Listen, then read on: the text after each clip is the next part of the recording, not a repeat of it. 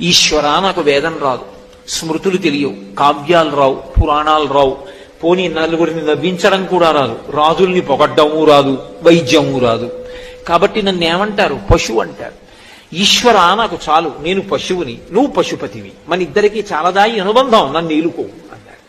శంకర భగవత్పాదులంతటి వారు పశుమాం సర్వజ్ఞ ప్రజజ కృపయా పాలయ విభో అంటే, నేను 4 పుస్తకాలు చదివి నా అంత మనగాళ్ళు లేడండి అని ఎలా మాట్లాడతాను?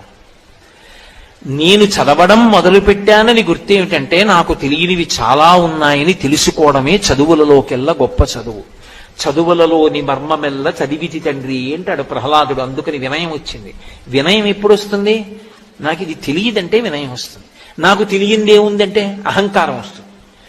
ప్రహ్లాదుడికంత వినయం ఎందుకు వచ్చిందంటే, నాకేం తెలుసు అన్నాడు.